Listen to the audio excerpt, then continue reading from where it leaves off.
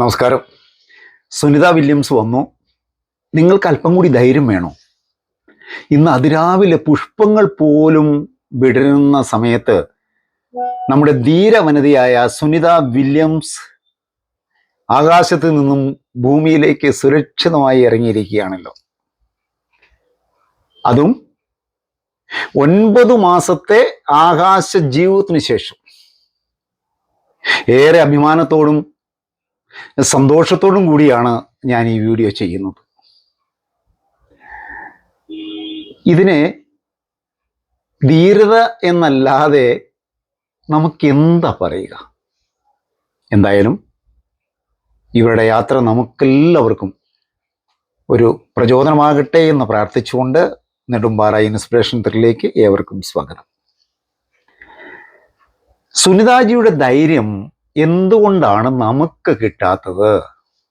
പഠിപ്പും പദവിയും പണമൊന്നും ഇല്ലാത്തത് കൊണ്ടാണോ?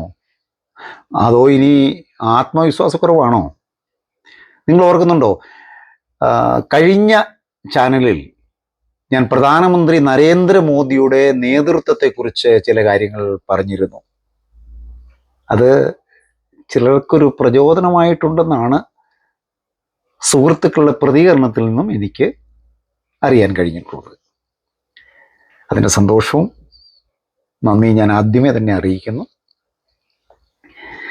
അല്ല, എന്താ ഈ ധൈര്യം എന്നൊക്കെ പറഞ്ഞ? What is the courage?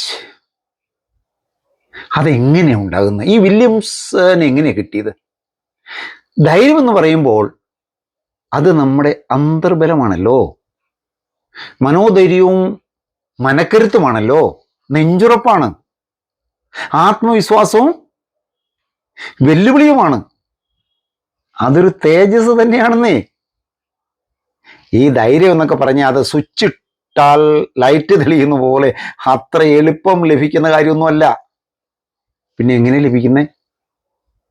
ധൈര്യപൂർവമായ കൊച്ചു കൊച്ചു പ്രവൃത്തികൾ ചെയ്ത് ശീലമാക്കുന്നതിലൂടെയാണ് നമുക്ക് ധൈര്യം ലഭിക്കുന്നത്, ധീരത ലഭിക്കുന്നത്.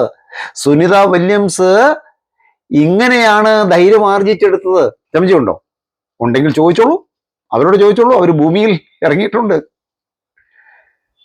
യഥാർത്ഥത്തെ നേരിടാൻ അവർക്ക് ഒരു മടിയുമില്ല. മരണം അവർക്കൊരു പ്രശ്നമില്ല, പുല്ലാണ്. സ്വർഗത്തെക്കുറിച്ച് പ്രതീക്ഷയോ നരകത്തെക്കുറിച്ച് ഭയമോ അവർക്കില്ല. അതുകൊണ്ടല്ലേ ധീരമായ പ്രവൃത്തികൾ ചെയ്ത് അവർ ശ്രേഷ്ഠതയിലേക്ക് എത്തിയത്. അപകടങ്ങളെ നേരിടാൻ കെൽപ്പ് നൽകുന്ന ദൃഢതയാണ് ധൈര്യം. റൈറ്റ്? നിഷേധിക്കാനാവുമോ? നമുക്കറിയാലോ, ജീവിതം എപ്പോഴും സുഗമമായ ഒരു യാത്രയല്ലെന്നല്ലേ. നമുക്കതിന് നേരിട്ടേ പറ്റൂ. ശരിയായ രീതിയിൽ ഗതിവിധികൾ നിയന്ത്രിക്കാനുള്ള കഴിവ് ശ്രേഷ്ഠമായ ഗുണത്തിന്റെ ചിഹ്നമാണ്. വെല്ലുവിളികള്, അപരിചിതമായിട്ടുള്ള കൂട്ടായ്മ, ഈ തടസ്സങ്ങളെയൊക്കെ എങ്ങനെ നേരിടല്, എതിർപ്പ്, വിമർശനം എന്നിവ ആത്മവിശ്വാസത്തോടെ നേരിടാൻ എന്ത് വേണം? ധൈര്യം വേണം. എതിർപ്പുകളെ മറികടക്കണമെങ്കിലോ അസാധാരണമായ ഉൾക്കരുത്ത് ആവശ്യമാണ്. ഞാനൊരു ഉദാഹരണം പറയട്ടെ. നമ്മുടെയൊക്കെ ജീവിതത്തിൽ ഏതെങ്കിലും ഒരു സാഹചര്യത്തിൽ എല്ലാവരും നിങ്ങളെ കൈവിട്ടുന്നിരിക്കട്ടെ. അപ്പൊ നിങ്ങൾ എന്താ ചെയ്യുന്നത്? സുനിത വില്യംസ് ആണെങ്കിൽ എന്തായിരിക്കും ചെയ്യുക? യാതൊരു സംശയവുമില്ല, അവർ സ്വയം വിശ്വാസം, അതായത് സെൽഫ് കോൺഫിഡൻസ് മനസ്സിൽ നിറയ്ക്കും. അത് ധൈര്യത്തിന്റെ ലക്ഷണമാണ്. നിങ്ങൾക്കറിയാമോ, ധൈര്യം ഒരു പരീക്ഷണത്തെ നേരിടുന്ന കാര്യം? ഒരു പരീക്ഷണത്തെ നേരിടുന്നുണ്ട് ധൈര്യം. എന്ത് പരീക്ഷണമാ? ഹൃദയം നഷ്ടപ്പെടാതെ നഷ്ടത്തെ സ്വീകരിക്കുക എന്നതാണ് ധൈര്യം നേടുന്ന ഏറ്റവും വലിയ പരീക്ഷണം. ഇതൊക്കെ നമ്മളെ സംബന്ധിച്ചിടത്തോളം നടക്കുന്ന കാര്യങ്ങളാണോ? നടക്കണമല്ലോ. അതിനാൽ സുനിത വില്യംസ് വിജയിച്ചിരിക്കുകയാണ് ഈ കാര്യങ്ങളെല്ലാം. അവർ ഒഴിവാക്കാൻ പറ്റാത്ത സാഹചര്യങ്ങളുമായി ഒത്തുപോകാൻ പഠിച്ചു. നിങ്ങൾ കണ്ടില്ലേ അങ്ങ് ആകാശത്തില് വായുവിൽ ഇങ്ങനെ പറന്നു കിടക്കുന്നത്? ഫാസ്റ്റ് ഫുഡൊന്നും അവർക്കില്ല. പ്രോട്ടീൻ ഗുളിക പോലുള്ള ഭക്ഷണം കൊണ്ടാണ് അവർ ഈ 9 മാസം ബഹിരാകാശത്ത് ജീവിച്ചത്.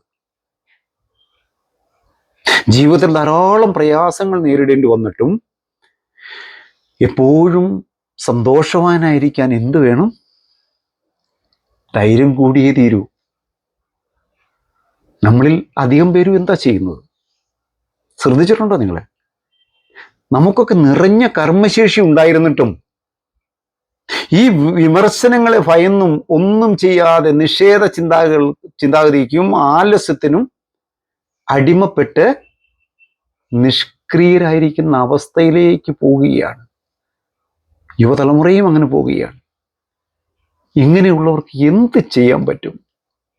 ഒരു കാര്യം ചെയ്യാൻ പറ്റും. എന്താണെന്നറിയാമോ? മറ്റുള്ളവരെ കുറ്റം പറഞ്ഞിരിക്കും, വിമർശിച്ചുകൊണ്ടിരിക്കും. സാരമില്ല, അവരെ എണ്ണം കൂടാതെ നമ്മൾ നോക്കിയാൽ മതി.